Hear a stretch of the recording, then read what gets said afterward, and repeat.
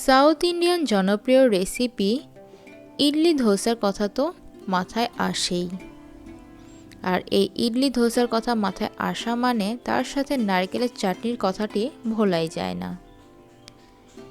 কিভাবে ইডলি ধোসার সাথে পারফেক্ট নারকেলের চাটনিটি তৈরি করে নেবেন চলুন আজ দেখে নেই।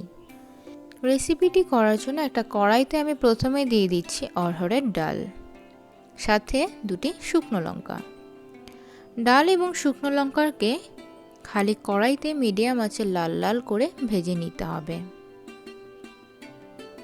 এবার এতে দিয়ে দিচ্ছি সরিষা এবং সাদা জিরা, সাথে ভাজা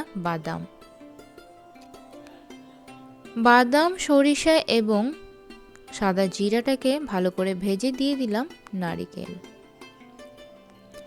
সমস্ত উপকরণগুলোকে মিডিয়াম থেকে লো আছে আমি 2 থেকে 3 মিনিটের মতো ভেজে নিয়েছিলাম। 2 থেকে 3 মিনিট হালকা ভেজে নেওয়ার পর আমি একটা ব্লেন্ডার জারে সমস্ত উপকরণগুলোকে ঢেলে দিচ্ছি।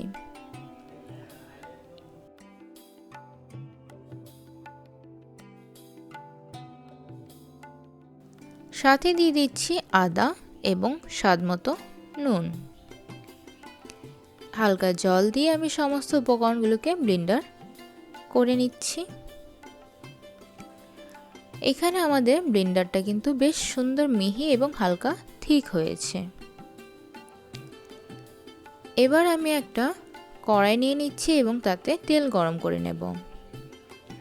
তেলটি ভালোভাবে গরম হওয়ার পর দুটি শুকনো লঙ্কা দিয়ে দিচ্ছি, সাথে দিয়ে দিচ্ছি সরিষাটা ভালো করে ভাজি হওয়ার পর দিয়ে দিচ্ছি কারি পাতা।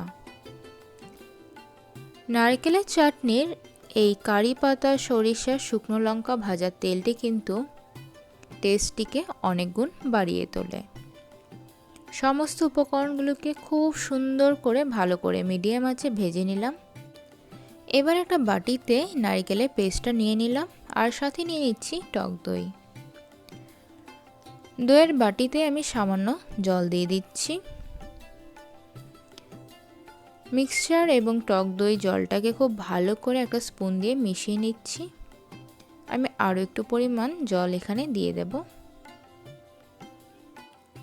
তোমরা ঠিক যতটা লিকুইড খেতে পছন্দ করবে ঠিক ততটা পরিমাণই জল দাও, আর জল লাগবে না। বেশ সুন্দর একটা ঠিক চাটনি তৈরি হয়ে গেছে। এবার আমি একটি অন্য পাত্রে চাটনিটাকে ঢেলে নিচ্ছি আর তার উপরে দিয়ে দিচ্ছি সরিষা, শুকনো লঙ্কা এবং কারি পাতা ভাজা তেলটি। ব্যাস তৈরি হয়ে গেল ইডলি ধোসার সাথে খাওয়ার জন্য নারকেলের পারফেক্ট চাটনি রেসিপিটি।